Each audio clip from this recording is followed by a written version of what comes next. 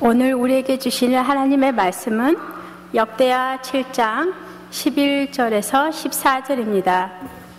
솔로몬이 여호와의 전과 왕국 건축을 마치고 솔로몬의 심중에 여호와의 전과 자기의 궁궐에 그가 이루고자 한 것을 다 형통하게 이루니라. 밤에 여호와께서 솔로몬에게 나타나사 그에게 이르시되 내가 이미 너의 기도를 듣고 이곳을 택하여 내가 제사하는 성전을 삼았으니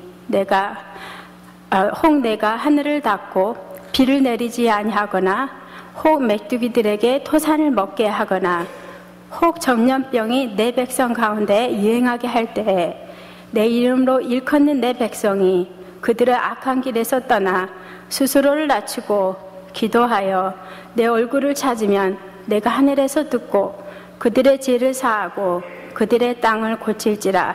이 말씀은 살아계신 하나님의 말씀입니다. 아멘.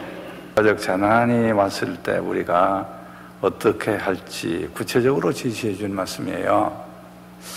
지금 우리의 조국 대한민국이 아주 굉장한 국가적 재난에 지금 직면해 있습니다. 여러분들도 아마 다 아실 거예요. 그래서 오늘 이 본문을 가지고 특별히 우리 조국 대한민국을 위해서 여러분들이 관심을 갖고 기도해 달라고 하는 의미에서 제가 말씀을 드리고 싶습니다.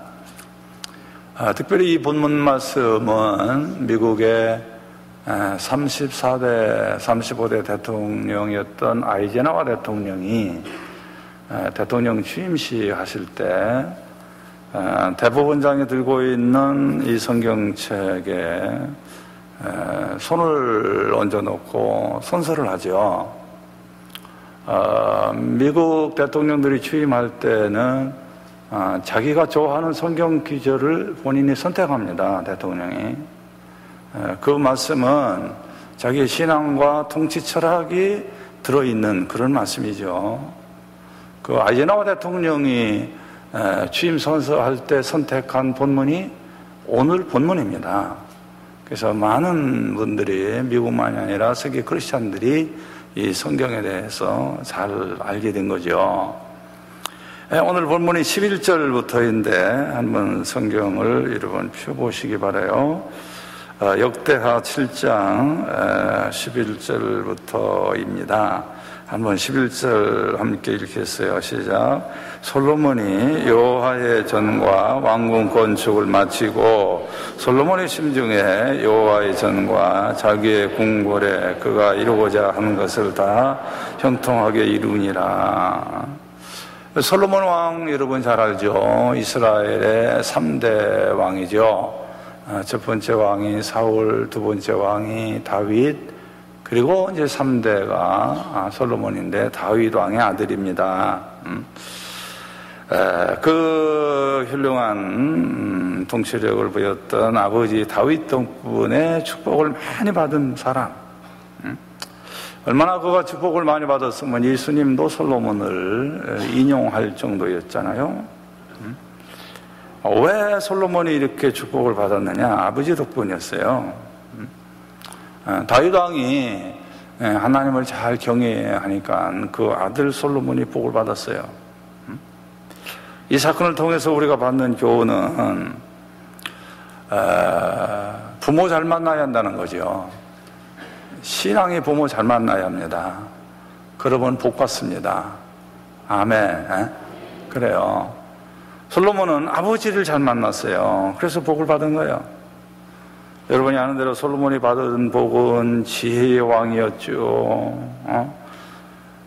그가 명성이 자자하니까 이스라엘의 명성도 자자했죠. 어느 이방 나라도 이스라엘을 공격하거나 건드리는 나라가 하나도 없었어요.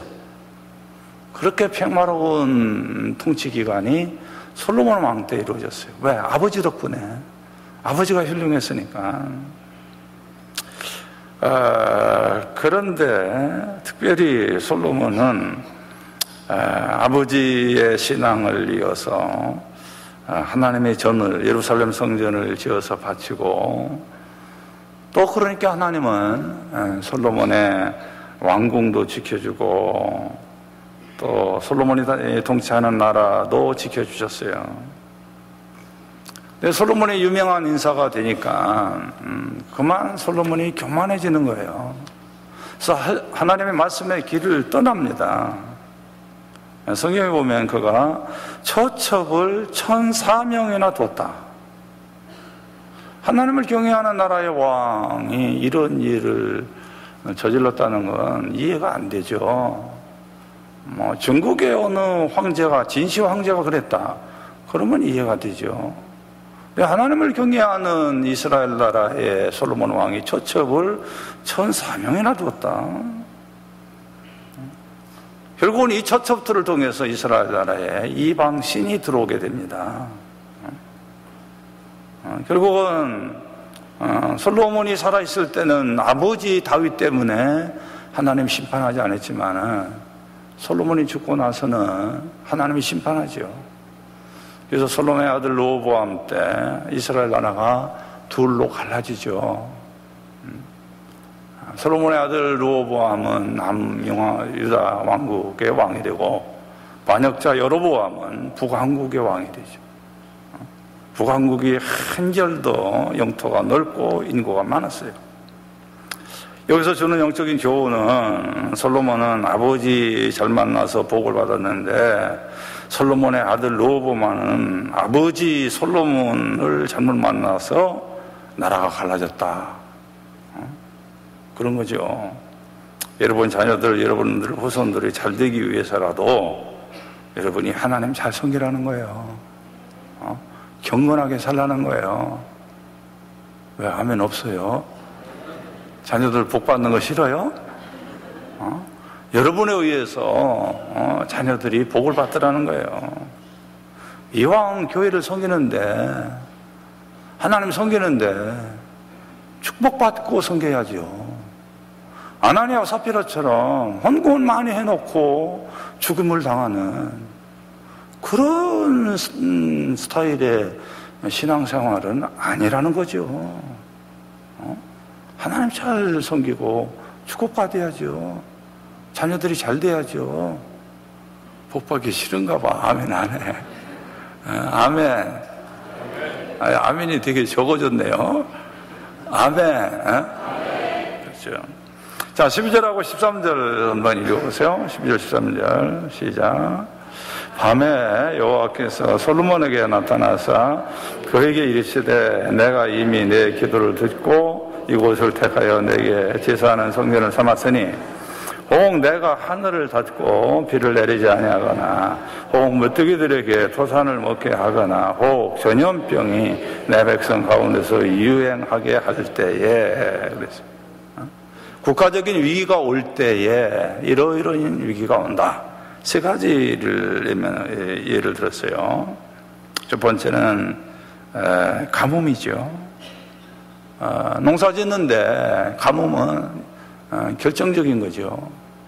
농경민이나 유목민이나 마찬가지입니다. 이스라엘 나라는 유목민이지만 가뭄이 오면 풀이 자라지 못하니까 양과 소가 먹을 게 없는 거죠. 곡식이 자라지 못하니까 사람이 먹을 게 없는 거죠. 이게 이 가뭄이라는 게 참 무서운 겁니다. 여러분 요셉이 애굽의 총리 대신으로 있을 때에 중동적 전체에 가뭄이 되니까 요셉을 판 형들 10명이 애굽으로 곡식을 사러 가잖아요. 그래서 자기들이 판 요셉이 애굽의 총리 대신이 되어 있는 요셉이 만나게 되는 거예요. 엘리야 시대에도 가뭄이 들어서 어려움을 당하니까 하나님을 섬기지 않는 이방인들과 믿음이 없는 이스라엘 사람들이 바알신 앞에 비 오게 해달라고 기도하죠. 비가 옵니까? 안 오죠. 역사를 주관하시는 하나님이 하늘을 막았는데 3년 6개월 동안 가뭄을 옵니다.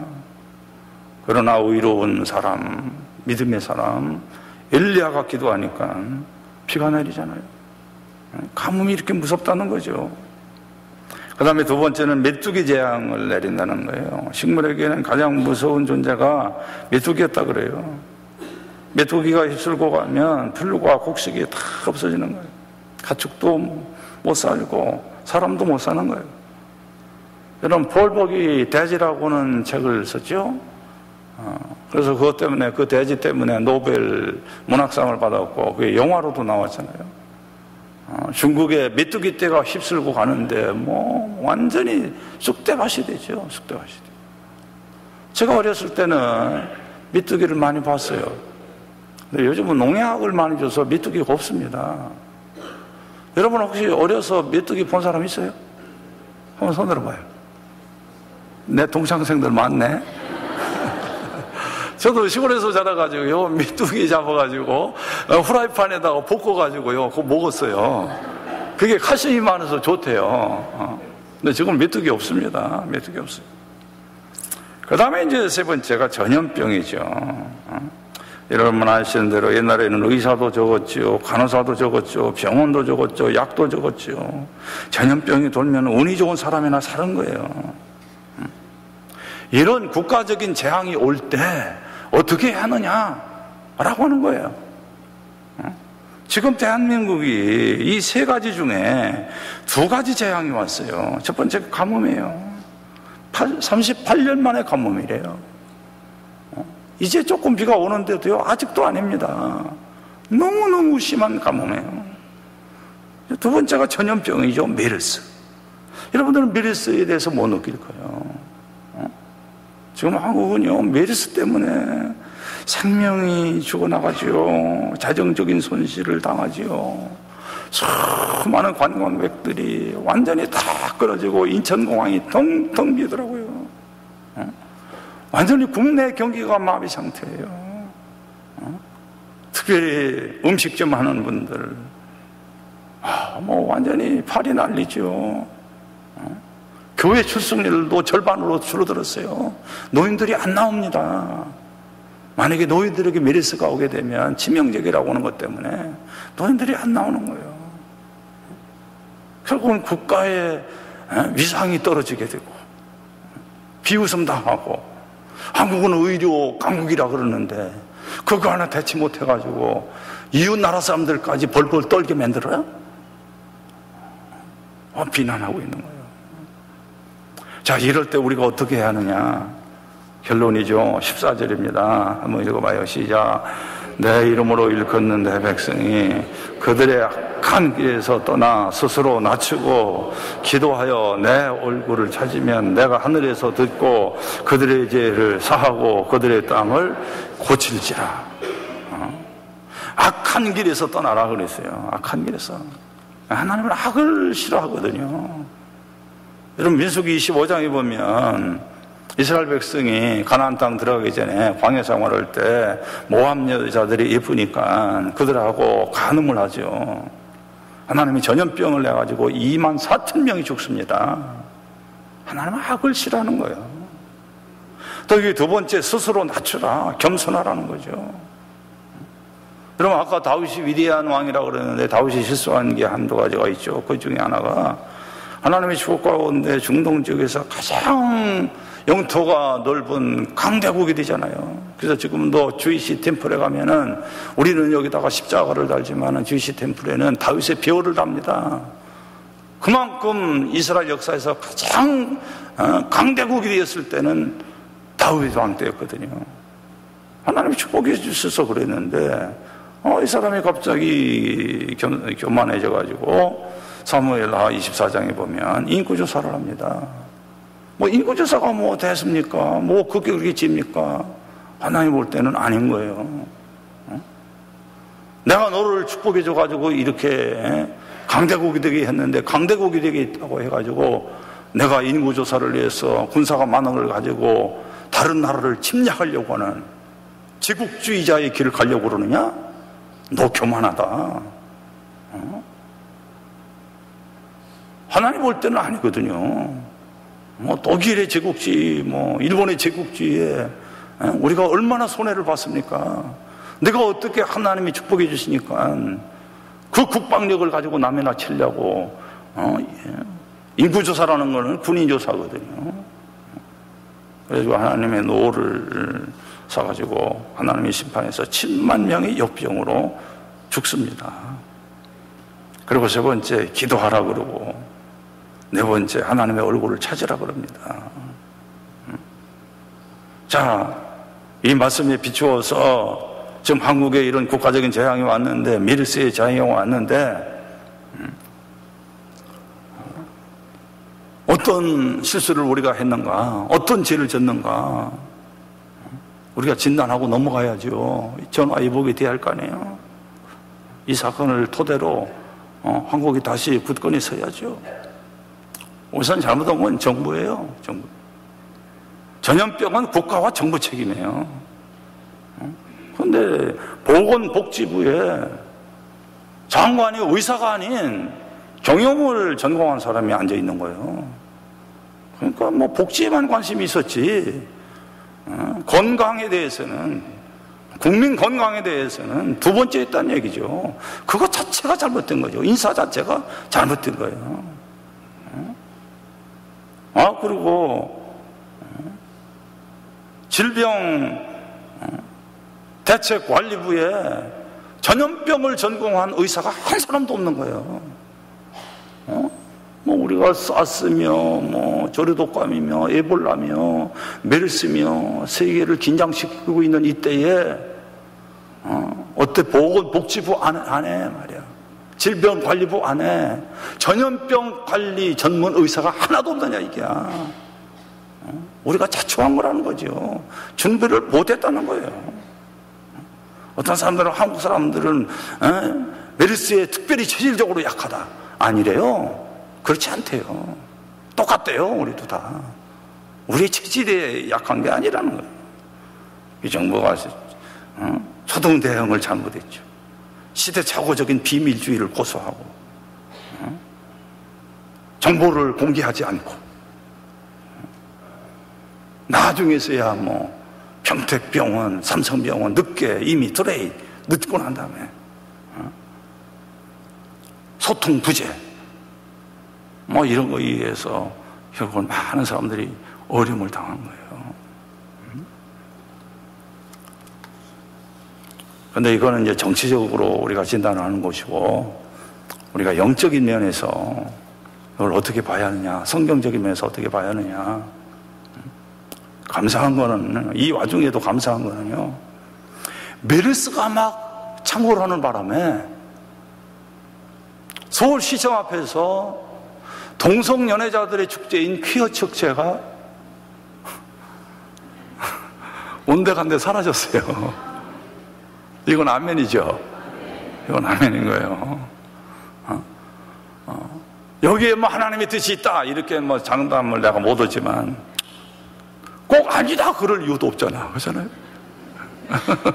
그럴 이유도 없어요. 이 퀴어 축제가 뭡니까? 동성애자들이요 와서 축제를 하는데요, 거의 다 옷 다 벗고 해요. 신천 퀴어 축제 가보세요. 이건 말도 아닙니다. 말도 아니에요. 남자고 여자고요, 이게 완전히 다 벗고서 춤춥니다. 이걸 서울시장이 허락을 한 거라고요. 퍼미션을 준 거예요. 서울시장이 그거 내주면 안 되는 거예요. 그런데 이 메르스 파동 때문에 결국은 유야무야 돼버리고, 어제 뉴스를 들어봤더니 박원순 시장께서 한기총 회장인 이용훈 목사, 여의도 선도원교회 이용훈 목사를 만나가지고 이 퀴어 축제에 대해서 자기가 재고해보겠다, 앞으로 안 할 가능성 많다는 얘기죠. 이런 동성애 아니죠. 한국이요 갑자기 동성애가 지금 극성을 부려요. 드라마를 만드는 데서도요 동성애를 주제로 한 드라마가 막 계속 나오는 거예요. 그리고 크리스찬들까지도요 동성애가 옳은지 모른지에 대해서 잘 몰라요. 모릅니다.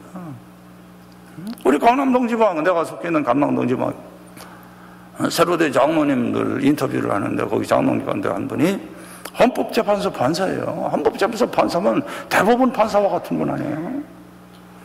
그래서 내가 그분한테 물어봤어요. 동성애를 지지합니까? 반대합니까? 지지합니다. 장로 후보자가 지지한대. 그래서 내가 긴장이 된 거예요. 요거 봐라, 요거 완전히 떨어졌구나, 요거는. 이거 잘 만났다. 너 끝났다. 왜 지지합니까? 그러니까 동성연애자도 인권이 보호되지 않습니까? 소수의 인권 보호해야 하는데 그게 기독교 정신인데 동성연애 지지해야죠.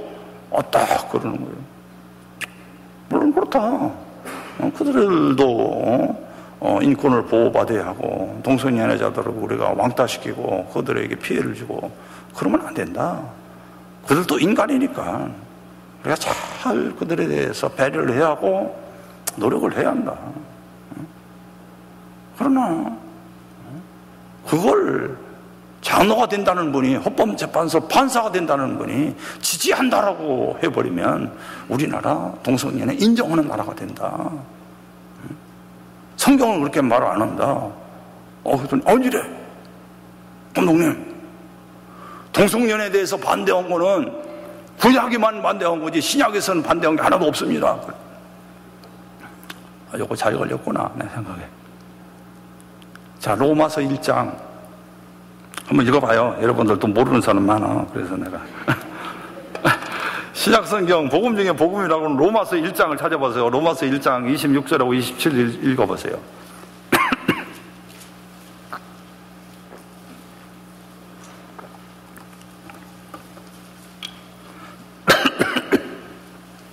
로마서 1장 26절하고 27절 한번 읽어보세요. 시작.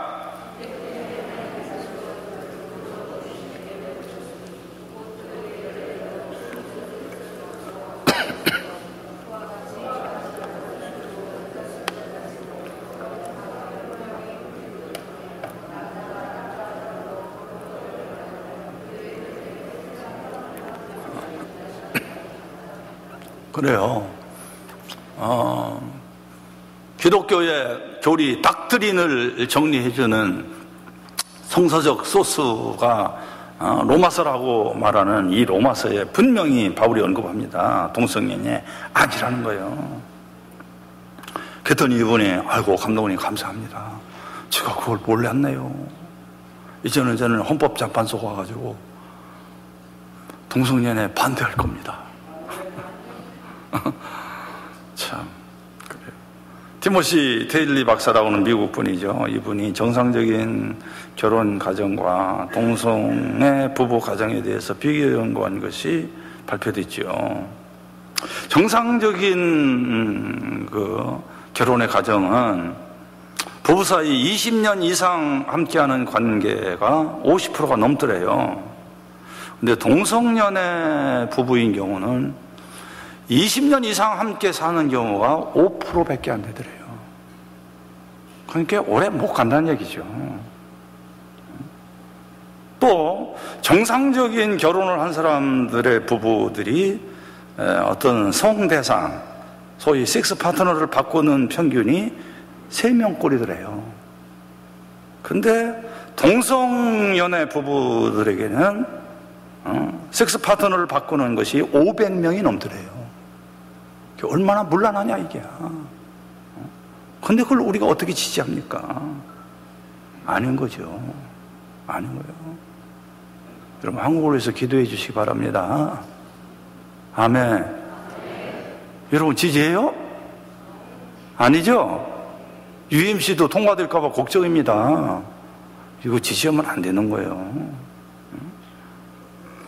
하여간 메르스 때문에 하여간 이 문제가 이제 잠잠해졌다는 거 참 감사한 거고, 또 이제 이 메르스가 이렇게 창궐하게 된 것을 우리가 이제 여러 각도로 크리스찬으로서 염려해서 생각하는 거죠. 그 이제 박근혜 대통령이 사우디 가가지고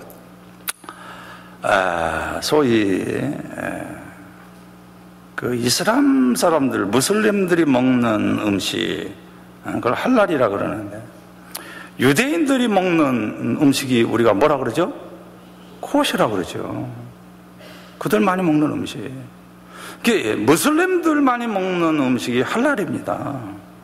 그 음식을 다 대한민국이 조달하도록 체결하고 왔거든요. 익산의 큰 넓은 단지에. 결국은 할랄 음식을 만드는 그 작업이 이루어지고 있는 거예요. 그럼 그거를 결제하는 이맘이 옵니다. 이맘은 뭐냐? 우리로 말하는 목사 같은 성직자죠. 완전히 이슬람이요, 영국처럼 한국을 지배할 수 있는 계기를 준 거죠. 어떤 의미에서는 대한민국은요, 미국과 같이 기독교적 국가입니다. 개신교가 스트롱해요.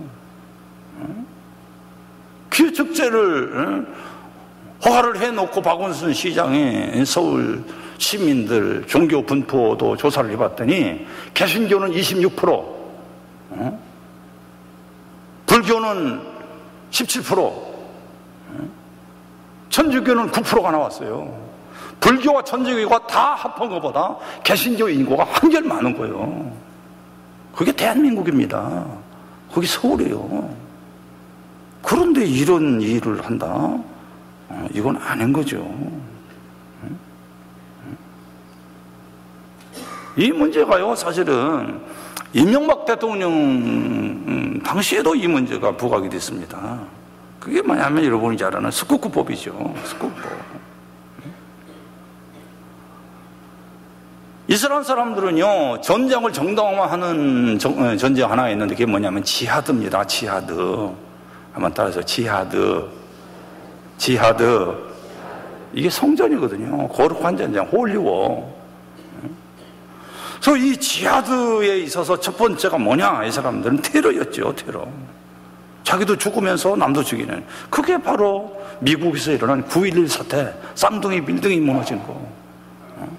바로 그게 지하더라고요. 거룩한 전쟁에 참여해서 죽으면 자기도 천국 간다는 거예요.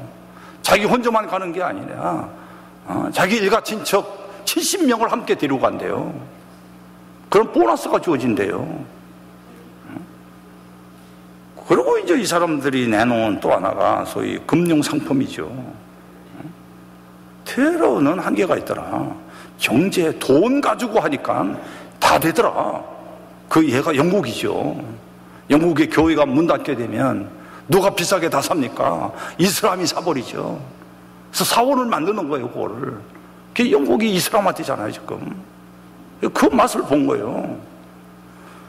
그걸 아시아의 교두보인 대한민국에다가 만들려고 한 게 스쿠크법이에요. 그 당시 대통령이 누굽니까? 이명박 대통령이었다고요. 장로 대통령이었어요. 이분이 그걸 뭘 잘 모르고 그걸 인정해가지고 국회에다가 상정해 준 거예요. 근데 마침 그때 제가 미래목회포럼 대표로 일을 했거든요. 미래목회포럼 대표라고 하는 거는 감리교의 감독은 우리 교단 안에 그저 한계가 제한된 거지만은 미래목회포럼 대표는 뭐 우리나라의 대형교회 목사들이 교파를 좋아해서 다 참여한 에큐메니컬 기구고 거기는 목사님들만 참여한 게 아니라 평신도들, 대학교 교수들, 경제학을 전공한 분들, 정치학, 사회학을 전공한 분들이 다 참여한 단체거든요. 근데 스쿠프법이 나온 거예요. 이 미래목회 포럼에서 회를 여니까 거기 경제학을 전공한 교수님 한 분이 이거 아니라는 거예요. 이거는 인정하게 되면 우리나라 완전히 이슬람화 된다는 거예요.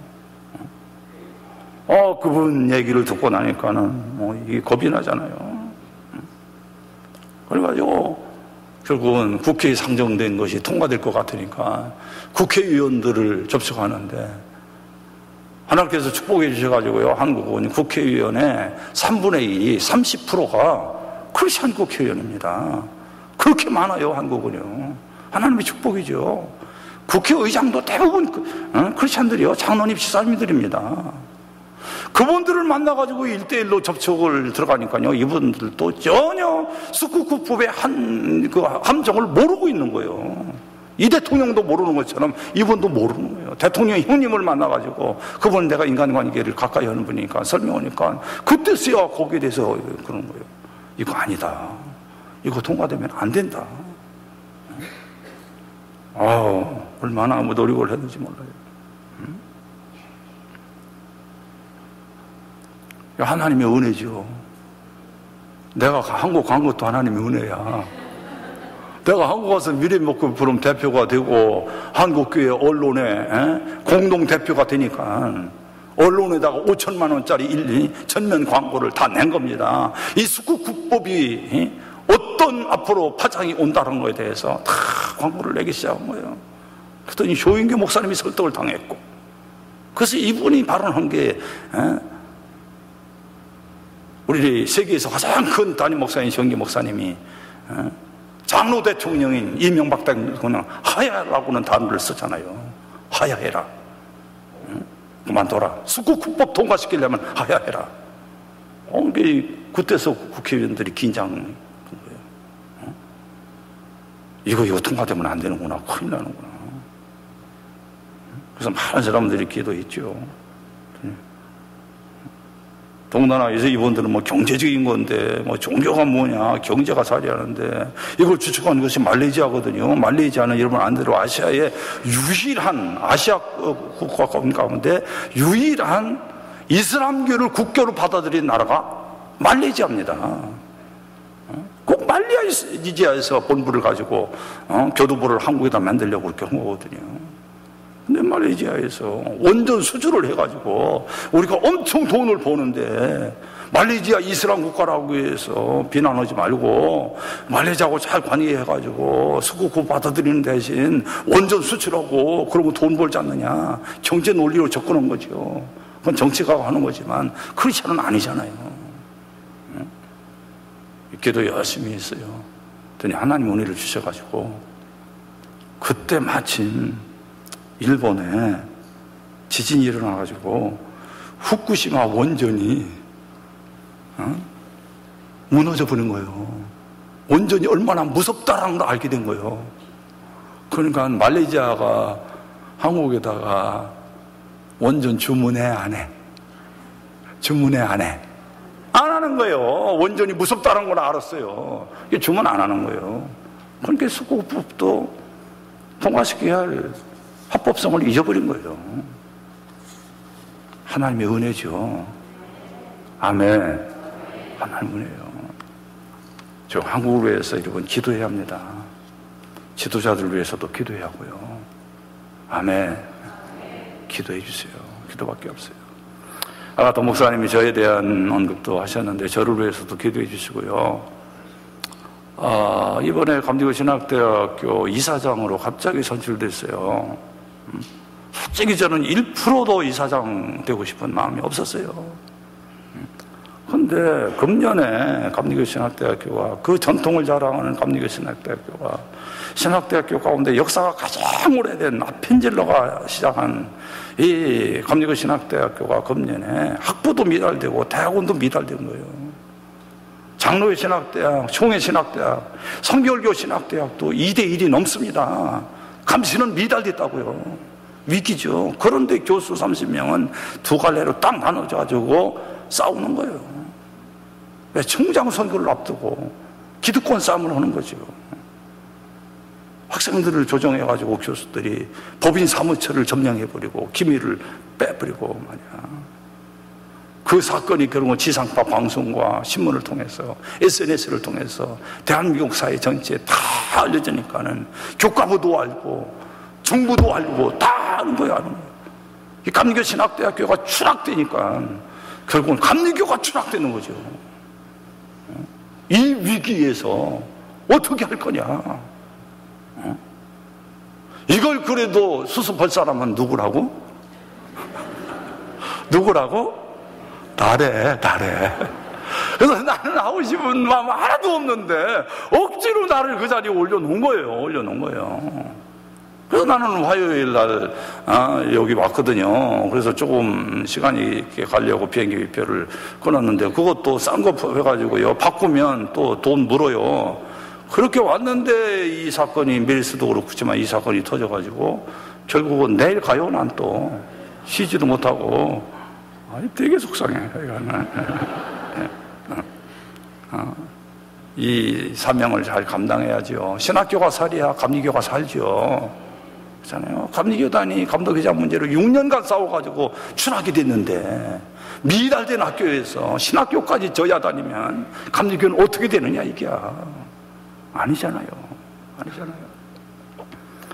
여러분, 우리나라를 위해서 기도해주고 메르스가 빨리 치유되도록 기도하고, 온 국민들이 악한 길에서 떠나게 해주고, 지도자가 바로 서도록 해주고, 이슬람 전략이 성공하지 못하도록 기도해요.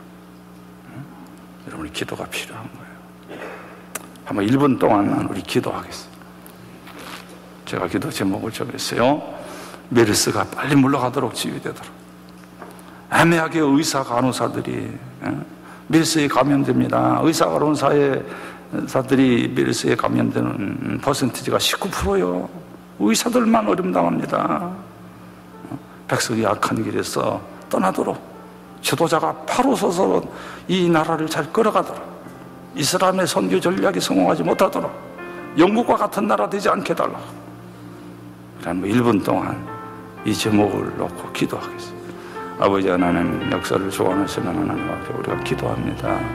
주님, 대한민국을 축복해 주셔서 선교 130주년인데도 자랑스러운 기독교 국가로 만들어주신 하나님 감사합니다. 근데 웬일인지 메르스 때문에 지금 국가의 위상이 추락되고 있습니다. 국민들이 불안에 떨고 있습니다. 하나님, 이 나라를 고쳐주시길 바랍니다. 하나님이 도와주셔야 합니다. 동성애가 퍼져가고 있습니다. 이슬람이 한국을 노리고 있습니다. 이 어려울 때에 우리가 미국에 와서 살지만은, 그러나 조국 대한민국을 위해서 우리가 기도해야 합니다. 조국이 잘 돼야 됩니다.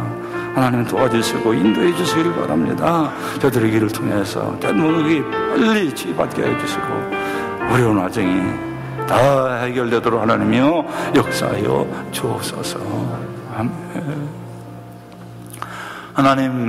하나님께서 우리 대한민국을 특별히 사랑하셔서 선교 130주년이 됐는데 자랑스러운 서울 시민의 26%가 크리스찬이 되는 그런 축복을 주신 거 너무나도 감사합니다. 그런데 지금 대한민국 땅에 메르스가 창궐하고 있습니다. 가뭄이 오고 있습니다. 동성애가 만연되고 있습니다. 하나님, 대한민국을 고쳐주시기를 바랍니다. 지도자들에게 영적 분별력을 허락해 주시고 이슬람의 선교 전략이 성공하지 못하게 하여 주시고 대한민국이 잘 돼야 미국 교회에서 사는 우리들도 떳떳합니다. 의료 강국이라 그랬는데 손가락질 하고 있습니다. 국가 이상이 추락되고 있습니다. 여행자들이 거의 없습니다. 빨리 고쳐주셔서 다시 회복되도록 하나님 역사하여 주옵소서. 예수님 이름으로 기도합니다. 아멘.